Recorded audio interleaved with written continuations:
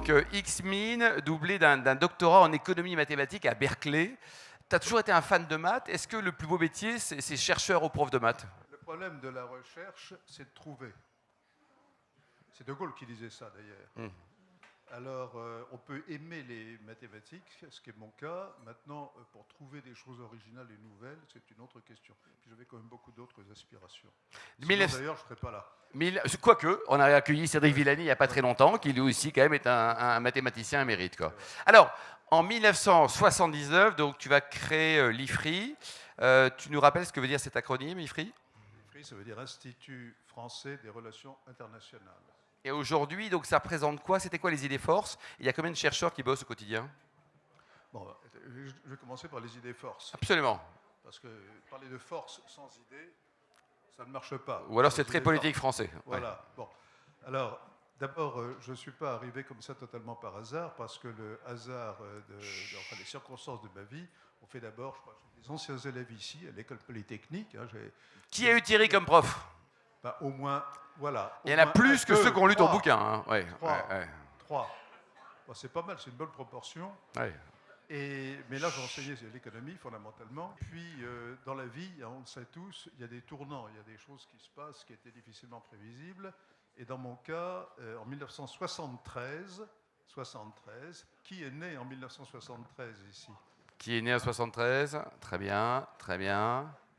Alors, très bien. En 1973, le ministre des Affaires étrangères de l'époque, s'appelait Michel Jobert, c'est le nom dont certains se souviennent, m'a demandé de créer au Quai d'Orsay un think tank avant la lettre qui s'appelait et s'appelle toujours le Centre d'analyse et de prévision. Ça s'appelle maintenant le Centre d'analyse et de prévision stratégique. Oui. Donc, j'ai créé au Quai d'Orsay et dirigé pendant 6 ans, 7 ans, et qui m'a permis de découvrir le vaste monde et tout le monde aussi de la diplomatie, de la réflexion sur les questions internationales. Et c'est là que j'ai découvert l'absence en France de vrais think tank. Donc, c'est le premier think tank en France, à la fois historiquement et aussi par taille. Nous sommes le plus grand think tank en France, de loin d'ailleurs. Bon. Mais nous sommes spécialisés sur les questions internationales de toute nature. Hein. Donc, une équipe demandait combien une soixantaine de personnes à plein temps, plus toute une ribambelle de gens autour. Et on a fait des revues. Ramsès, ça vous dit quelque chose, certains? Le rapport annuel Ramsès de l'IFRI, qui est très connu aussi des étudiants, notamment.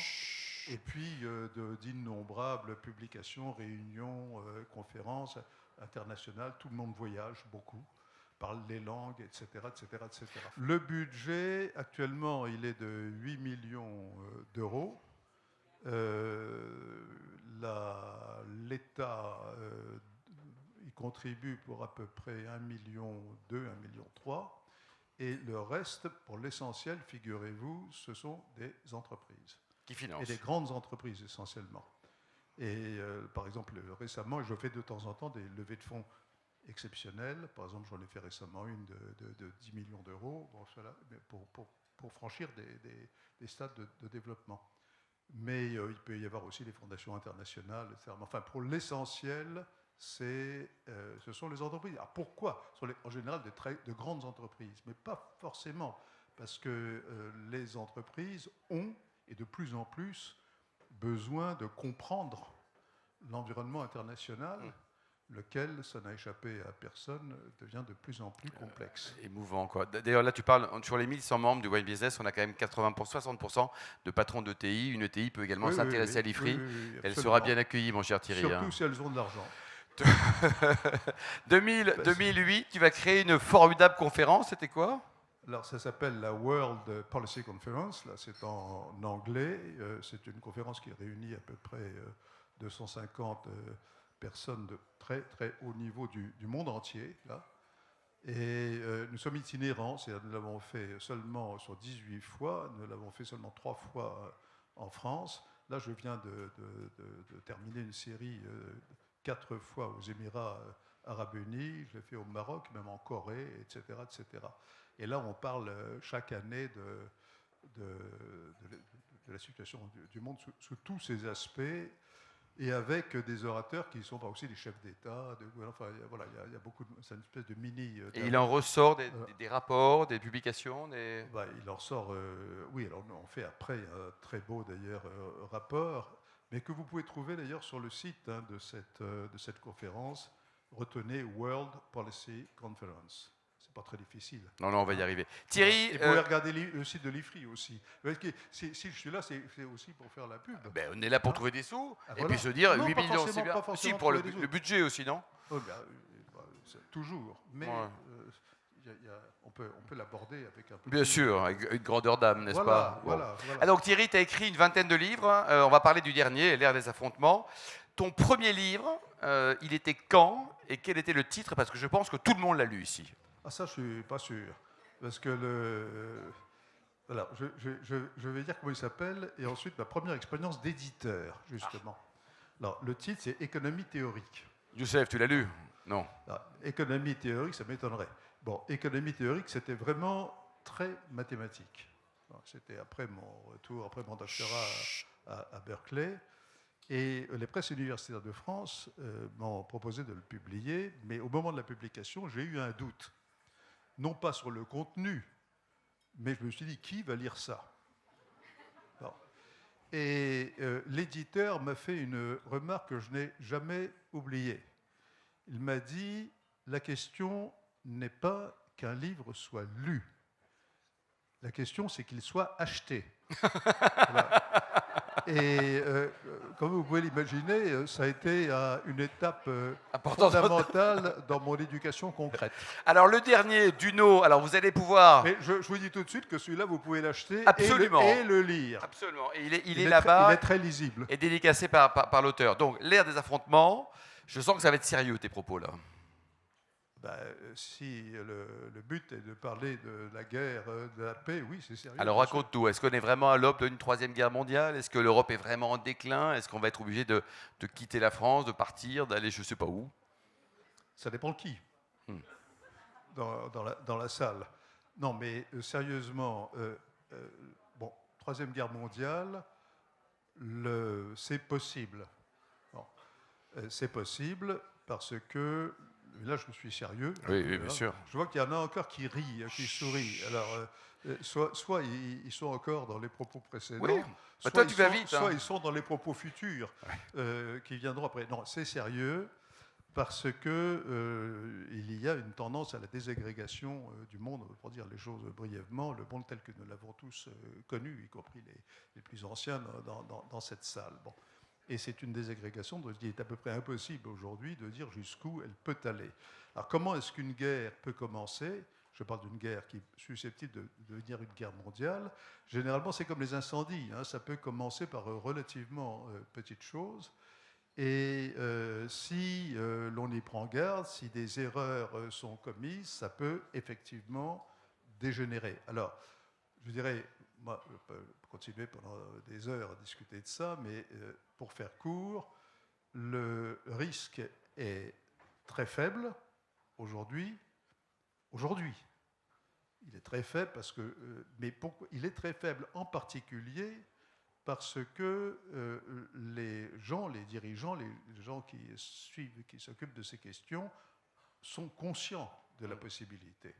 Vous savez, tout le monde connaît l'adage latin si vis pacem parabellum, pour prononcer le latin en français avec un accent français évident. Je parle de la prononciation du latin. Là. On l'avait compris. Oui. On l'avait compris, vous savez là. Mais la paix, pour maintenir la paix, il faut toujours avoir en tête que ce n'est jamais acquis complètement. Et quand on regarde le nombre d'erreurs, dans mon livre, effectivement, je les analyse presque en temps réel, depuis 20 ou 30 ans, depuis en fait la chute de l'Union soviétique et la montée de la Chine. Bon. Mais on a fait, dans le monde, beaucoup d'erreurs qui auraient pu dégénérer de manière encore beaucoup plus grave. Donc oui, il y a un risque. Mais je ne vous dis pas que c'est pour demain ou après-demain. Mais encore une fois, il faut être quand même extrêmement vigilant. Et il faut être vigilant aussi vis-à-vis de ses dirigeants dans une démocratie, parce que j'en profite aussi pour dire qu'en France, par exemple, le nombre de personnes, d'hommes politiques, qui ont une compétence dans le domaine de la politique internationale, de la politique étrangère. 10%. Même pas. Non. Même pas? Non. Moins de 10%? Largement. Bah déjà, il y a ceux qui ne parlent pas anglais. Déjà, ça limite aussi. Oui, ça ne les empêche pas d'être ministre des Affaires étrangères, d'ailleurs. Ouais. Il y a parfois quelques paradoxes. Ou commissaire européen. Thierry, l'Europe, qu'est-ce qui se passe là? On roule en voiture chinoise de plus en plus. Comment tu vois l'avenir de l'Europe? D'abord, est-ce qu'il y a un avenir pour l'Europe? Et si oui, on sera qui dans 10 ans, même à court terme, quoi? Alors, est-ce que c'est important, l'Europe? Oui. C'est-à-dire que si l'Europe n'est pas unie d'une manière qui n'est pas forcément la manière actuelle, mais d'une manière forte, nous n'existons plus. Nous n'existons plus pour énormément de raisons, mais qui se ramènent finalement à la démographie et à l'économie. Et puis au fait que l'émergence, n'a pas besoin d'insister là-dessus, la Chine, etc., etc. Bon. Donc nous n'existons plus. Et puis aussi, je pense que je ne ferai pas de peine à quiconque ici, en disant parce que nous vivons de façon embourgeoisée, nous ne travaillons plus, et nous avons l'habitude de la facilité, pour dire les choses d'une manière un peu forte. Il y a un peu quoi, d'arrogance de la part des Européens? On vit sur le passé? Alors, non, mais je crois surtout qu'on ne se rend pas compte. Quand je vois les débats, par exemple, sur l'âge de la retraite, c'est absolument surréaliste. C'est absolument surréaliste. Ou le temps de travail, ou d'ailleurs une bonne partie du droit du travail, etc. etc. Moi, justement, l'IFRI est une petite entreprise, hein, donc j'ai tous les soucis d'une... Pas TPI, d'une petite une PME, c'est une PME. Petite PME. 60 personnes, c'est ce qu'il y a de pire. Hein. C'est-à-dire, on est trop gros pour être petit, trop petit pour être gros. Enfin, je suis sûr que certains... Alors, je vis ça aussi, donc c'est pour ça que j'ai un peu... Puis le management des chercheurs, ça ne doit pas être facile, ça, non? Mais pas seulement des chercheurs. Parce qu'ils ont quand même des super égos, ces gens, non? Absolument. Alors, d'ailleurs, il y a un dicton anglais, on va revenir à l'Europe, c'est « Managing researchers is like herding cats ». Maintenant, je crois, et effectivement, je démontre largement pourquoi, que l'Europe est en danger vital aujourd'hui. En danger vital. Depuis quand est-ce que ça a commencé? Alors, il y a un arrière-plan qui est celui que je viens de dire, qui est sociétal, toute l'espèce de relâchement général, si vous voulez. Alors, pourquoi est-ce qu'on est en danger vital? Parce que ça date tout ça de la chute de l'Union soviétique. Parce que la chute de l'Union soviétique a créé comme un immense tremblement de terre, et justement ou pas, le réflexe des Européens, ça a été d'élargir l'Union européenne, qu'on appelait Communauté européenne, puisque, et vous vous souvenez tous du traité de Maastricht. Bon, le traité de Maastricht, qu'est-ce que ça a été? Ça a été une sorte de réponse pour empêcher que tout fiche le camp dans toutes les directions. Deux chefs d'État et de gouvernement qui avaient en commun de ne rien comprendre à l'économie, c'est-à-dire Kohl et Mitterrand, ont eu l'idée géniale de faire ce qui était impossible. Bon, parce que s'ils avaient eu un tout petit peu de connaissances en économie, ils ne l'auraient pas fait. Bon. Alors, ça a été l'euro. Mais la création de l'euro, ça a été la réponse politique au problème de l'élargissement et par conséquent de la chute de l'Union soviétique. Voilà. Et jusqu'ici, ça a tenu plutôt bien, malgré des crises assez sérieuses. Alors, aujourd'hui, on voit bien qu'il y a un décrochage général qui est lié aussi à la guerre d'Ukraine. On n'a pas le temps d'entrer dans cette affaire-là. Mais pour le moment, tout le monde est déboussolé. Mais je crains, comme on dirait en anglais, I am afraid, parfois je crains que les Allemands ne soient beaucoup plus rapides que nous pour reconstruire leur économie. Parce qu'ils sont désorientés pour l'instant, mais les Allemands, historiquement, ont toujours été très bons pour, quand ils savent ce qu'ils veulent faire, renaître. Ils le font. Et je vais même plus loin. Souvenez-vous-en, dans quelques années, les premiers en Europe qui retourneront, je dirais même qui se précipiteront vers la Russie, ce seront les Allemands. Enfin, ils ont besoin d'énergie aussi, ils n'ont rien chez eux, à part du vieux charbon. Là. Il n'y a pas que ça, hein, parce que historiquement, moi je sais qu'une de mes grandes découvertes à l'époque où j'étais au Quai d'Orsay, justement, c'est quand j'ai réalisé que vous avez des organisations patronales en Allemagne uniquement pour les rapports avec la Russie, qui étaient plus grandes que notre MEDEF de l'époque.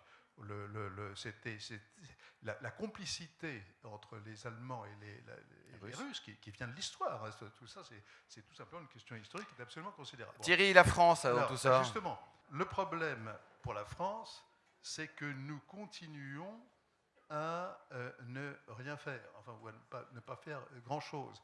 Et alors, je vais jusqu'au bout du raisonnement, rappelez-vous, j'ai presque fini, c'est qu'on se trouve dans les prochaines années dans une situation où la France décrocherait complètement par rapport à l'Allemagne et à d'autres pays plus ou moins du Nord. Ou l'Espagne aussi, hein, ils sont dynamiques. Hein. Alors, oui, je vous dirais plutôt l'Italie d'ailleurs, parce qu'il y a toute une partie de l'Italie, vous savez, c'est l'Europe lotharingienne. Là, je fais allusion à la succession de Charlemagne. C'est-à-dire que ce qu'on appelle parfois la banane, c'est moins joli, mais ça veut dire que vous avez l'Europe du Nord, ça commence avec les Pays-Bas, etc., ça passe par l'Allemagne, l'Autriche, et on arrive au nord, le nord de l'Italie, qui est une zone extrêmement industrielle, active, beaucoup de TI aussi. Toujours, des TI, voilà. Et la crainte, c'est que la France décroche complètement. Or, et c'est là le point important, c'est que je ne peux pas imaginer les Allemands, particulièrement les Allemands, quoi qu'ils disent aujourd'hui politiquement, je ne peux pas imaginer qu'ils acceptent de faire ce qu'ils ont fait pour la Grèce dans un autre contexte. De nous aider, c'est-à-dire de nous aider, de payer constamment des chèques en blanc. Je pense que ce n'est pas possible. Ce qui veut dire que le risque, c'est qu'un jour, c'est pour ça que je vous parle de l'euro, parce qu'à mon avis, c'est ça l'indicateur qu'il faut suivre. Le jour où, si rien n'a été corrigé entre-temps, eh bien, un jour, la zone euro explosera. Ou alors, elle se cassera peut-être en deux, où il y aura un euro du Nord qui revient à une sorte de création d'un grand Deutschland. Deux divisions. Deux divisions, et à ce moment-là, qu'est-ce qu'on fait? Alors, il y a bien d'autres aspects qui touchent aux relations internationales proprement dites, mais oui, il y a danger.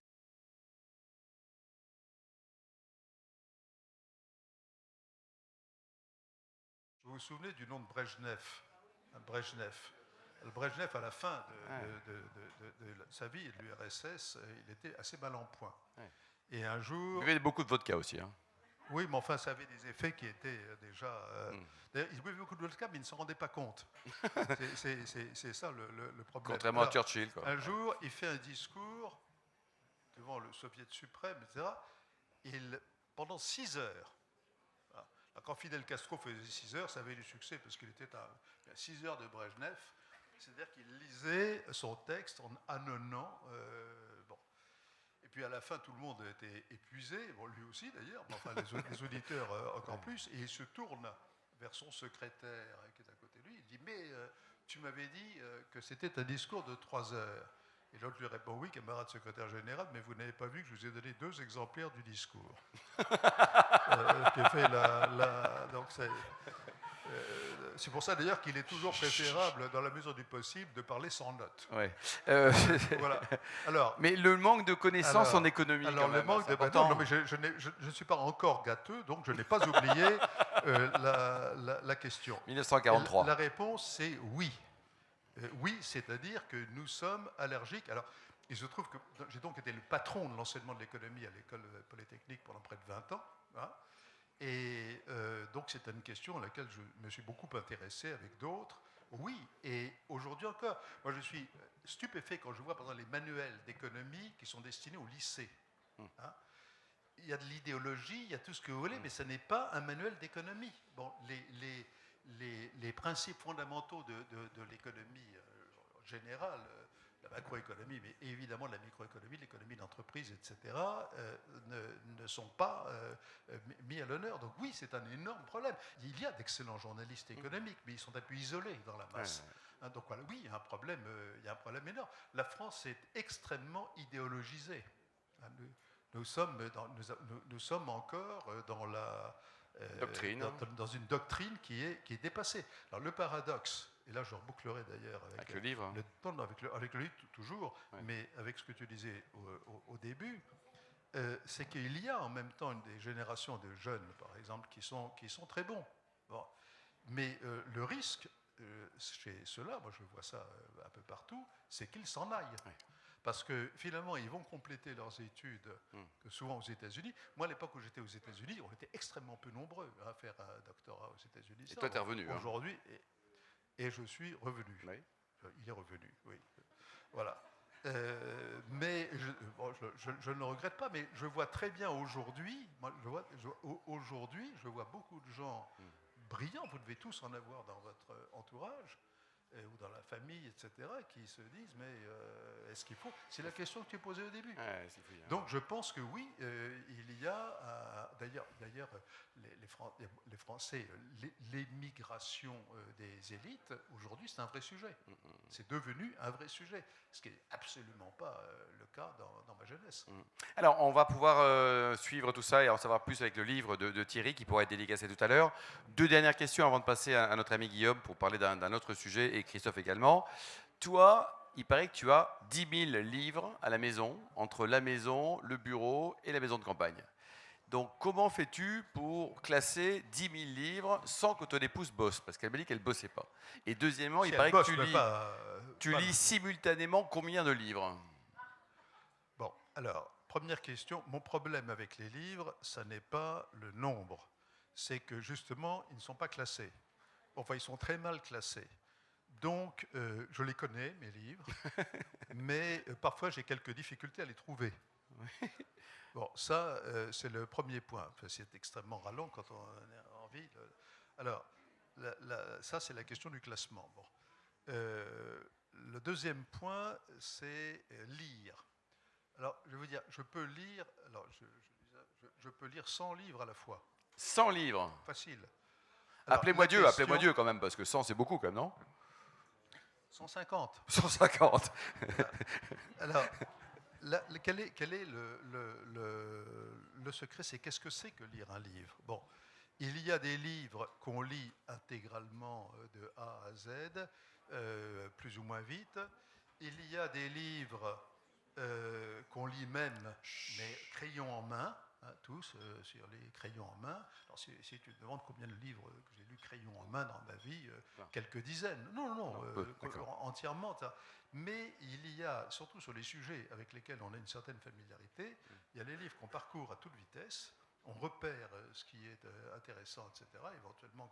Et donc, si on en a besoin par rapport à une autre réflexion sur un autre sujet, on sait où chercher. Alors, il se trouve que dans mon cas, j'ai un peu une mémoire aussi un peu photographique, qui fait que je ne sais plus où sont les livres, mais je n'ai pas trop de difficulté à retrouver, même si ça n'a pas été stabilisé, l'endroit où ça se trouve dans le livre. Ouais. Et alors, pour terminer, pareil que tu as un livre favori, un truc sympa qui s'appelle la Bible. Ah oui. Enfin, c'est certainement un livre à emmener si on doit passer de longues semaines, comme l'île de Robinson, etc. Mais c'est en effet un livre... D'abord, ce n'est pas un livre, c'est une bibliothèque. Absolument. C'est une collection de livres, et qui est... Alors, Bible, on prend l'Ancien, le Nouveau Testament, etc.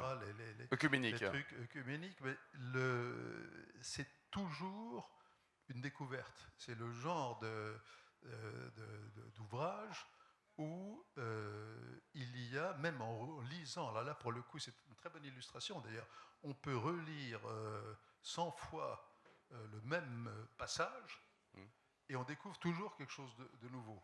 Ouais. Un peu un tableau aussi. Donc je le recommande à tout le monde. Et d'ailleurs j'ai entendu dire que c'était un best-seller. Ouais. Alors, bon, Thierry, on aurait pu dire qu'il est également académicien, on pourrait dire qu'il adore les chefs-d'œuvre du pape et la Bourgogne. On a plein de choses à raconter. Ouais. Pour l'heure, on va l'applaudir chaleureusement et dédicace son bouquin, L'ère d'affrontement qu'elle est là-bas. Merci beaucoup, Thierry, d'avoir répondu présent.